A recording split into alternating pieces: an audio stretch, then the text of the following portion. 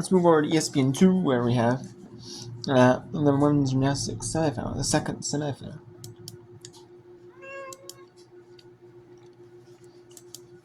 Where it's going to Stanford, LSU, Georgia, and Florida. For more information, go to We have Stanford as with a 9.7625.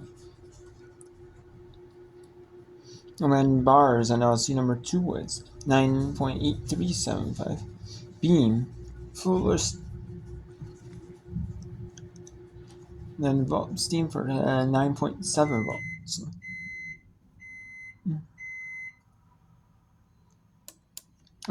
Florida now. Florida had a 9.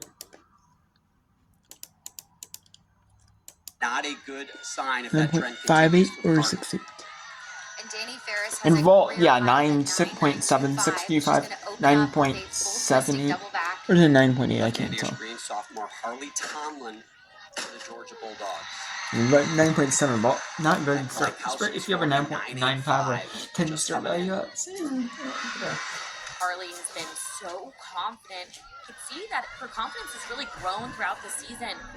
Stepping up to do her handspring layout triple series.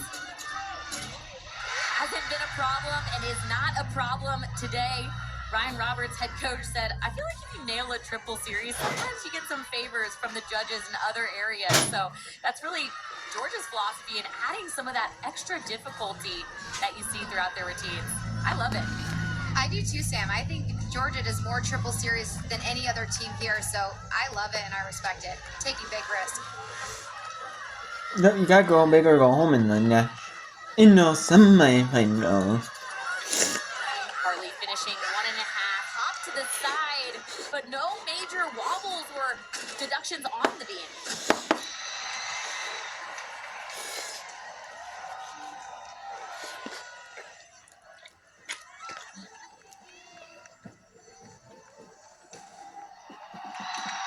Two good routines for Florida so far.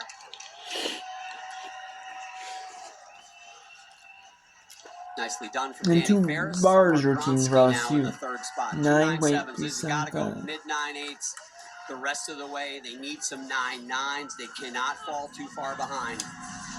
Another Yurchenko full in their lineups. Got to rock this landing. Ooh, that's a big hop. Big vault, but again, another hop back as well. You can see that really showing up in their scores. LSU with a pair of 9.8375s. Now Madison Ulrich, the transfer from Denver, here in the third spot. Tremendous athlete, been outstanding for the Denver Pioneers earlier in her career, now trying to bring that over to LSU. And Madison, nice first handstand, good pack salto. Madison's gotten 10.99 or better this year. Looking for her to help out this team right now. They haven't broken a 9.9 on bars yet. Got to get this landing. Ooh, that's a... You know, we always say sticks are contagious. It's also contagious the other way. LSU hasn't stuck a bar dismount yet. Those 1/10. Yeah, and then you can see there they did split their bend forward. Mary Jo and see what she saw in this dismount. Well, first off, we have that step forward for a 10th, but look now, she drops, loses her balance, so that should be another half a 10th to a 10th for that chest drop. Elise Wolford on beam now. Yeah, so you're learning that 9.8. Wow. Uneven bars. Tomlin a 9.7875. So some trouble for Stanford and Georgia here early. Are they going to flinch and let the two top-seeded teams from this session run away with it? We shall see. MJ Frazier now following a 9.875 from Ferris. When we talk to the Georgia coaches, they said that the freshman class is the class that's throughout this season. They've been a game changer. And at the national meets, they're gonna see the quarter, the 8 throw points. No, you usually don't see that too often. You might see 10ths, quarters, or like that. finishing double full. Man, Georgia, 50% of Georgia's lineups are underclassmen. They say they do a lot of mental training, but it's really tough to simulate an environment like the national championships on podium with this much pressure.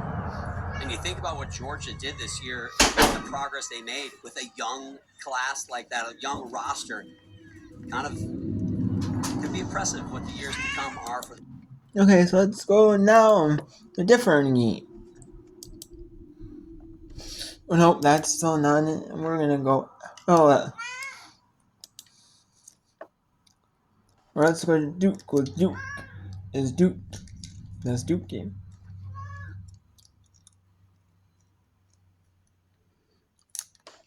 Commit to 8 cents in the first quarter. You can go to that. Let's actually go to that one. Let's refresh the Georgia North Alabama. They're back going on. In the number 2 pairs, best of 3.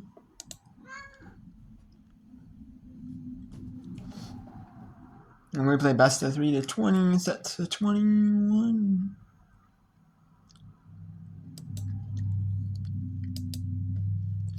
Let's go to Eastern Night, St. Louis. St. Louis. Eastern Night. Hide up that one. St. Louis has their 4th batter up to the plate. Runner on the 3rd and a runner on 2nd. The inner half to Bella Stevens. Freshman is going to be a huge part of a potential late season run for St. Louis, who see what the top 3 in this Billiken work can do. Stevens is hitting .239 on the year, no home runs, but 5 doubles for Bella Stevens, and she's got excellent speed, 4 stolen bases on 4 attempts this year when she is able to reach. She's got 2 in scoring position with nobody out. The 1-1 pitch to her is fouled back, 1-2.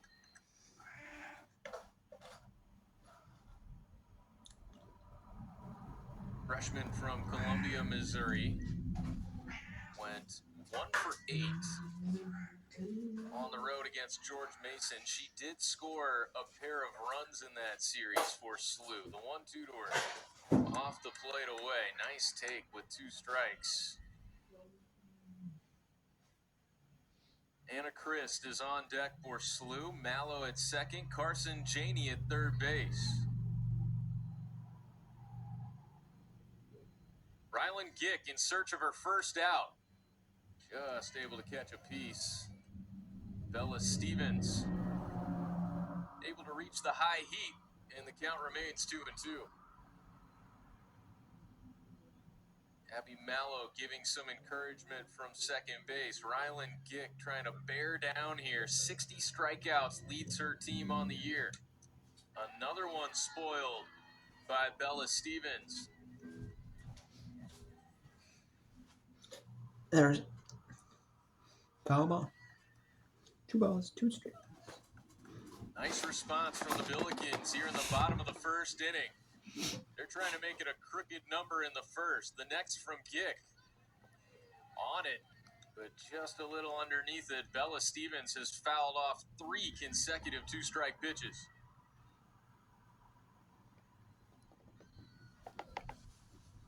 And now that advantage starting to tip in the favor of the hitter as she has seen Gick quite a bit. It's upstairs and the count is run full.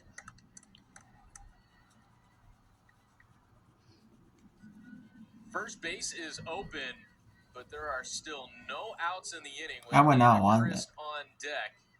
Here comes the 9th pitch of this battle between these two. We'll see a 10th.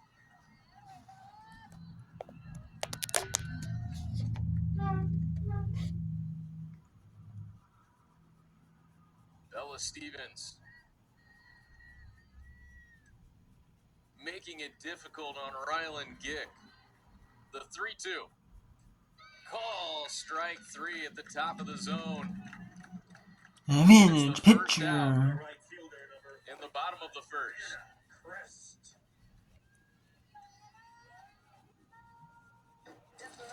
Clutch strikeout for Rylan Gick. Froze Bella Stevens And now she's got some more power potential to try to pitch around. Christ takes at the belt, strike one. Anna Christ, About also a Rockbridge product from Columbia, Missouri. 257 hitter, 5 home runs, is just one behind Abby Mallow for the team lead. Runs off the plate away.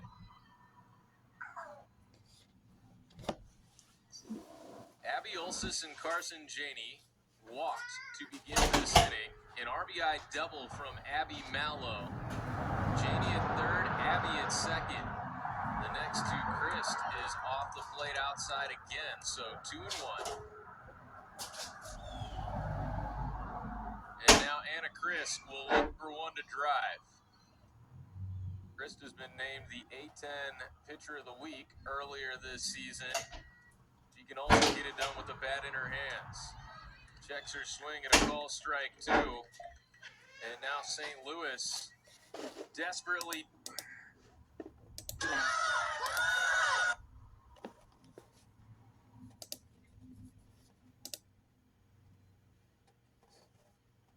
On this event. no, it's score 2.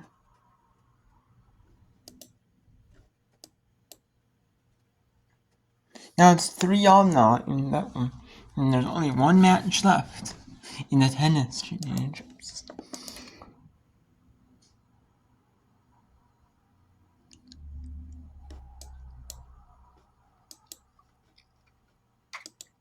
Let's take a look at the cross scores. We have Louisville and Notre Dame. I moved to 5:45 Eastern. The weather. And Duke, North Carolina is 3-1. So we're gonna have Syracuse, Boston College coming.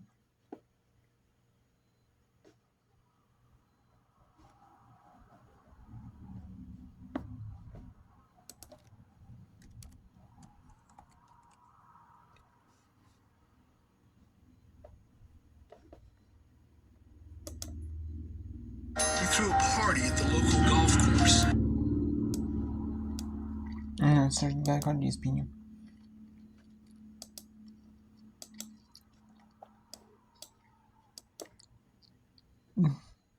Actually, Duke. I was even Duke second quarterism.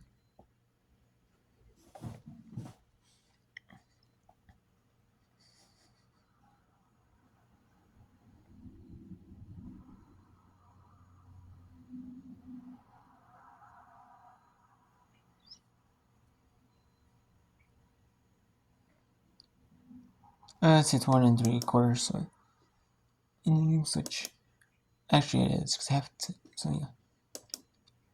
I'm seeing East, so let's go to, actually, we'll go to California, and California State University at Northridge. And softball, baseball, some of the smaller sports, you have teams, or like smaller teams host like bigger schools. Typically you will. It's not like like the big, like the money making sports like football, men's, or basketball, those two sports where you want to host the home games. No, and then they might get paid, to come to play. That's smaller schools. It's not necessarily that. So.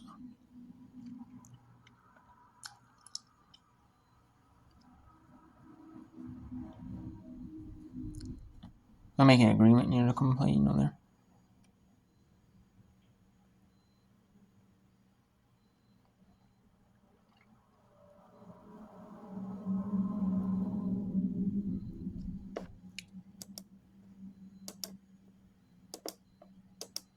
Dirk.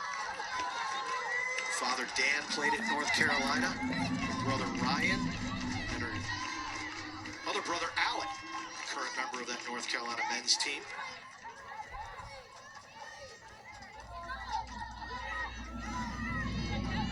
Carolina probing this Duke defense, which was really good in the first quarter. Feed, nice little stutter step. I didn't see a foul there. They're going to call this against Duke. I thought she just kind of tripped on her own feet. Yeah, even Grelli, number 23 in blue, is the one that was sent to the grass. Let's take a look.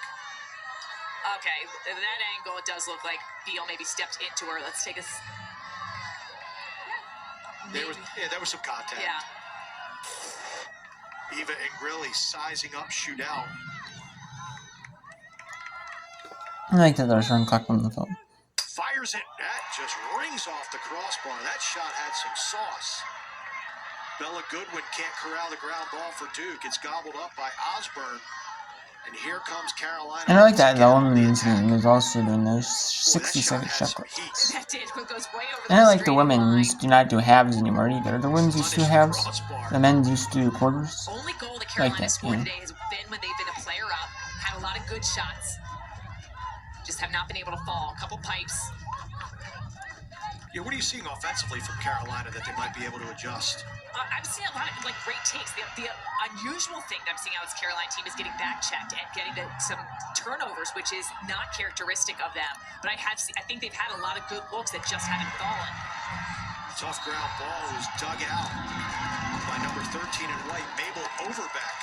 And she is going to draw a green card against North Carolina. So this is going to be on Kate Levy. And they're going to call it illegal use of the stick. So that's just when you make a stick, it can be some body contact, an empty stick check. That's a 1-minute releasable penalty. Duke has been very good at warming up. The key here is just move the defense, crisp ball movement, find the opening. Duke has 7 power play goals over the last 2 games. They would love to cash in here. Nice little skip pass, feed inside, shot, score. Terrific ball movement. It ends up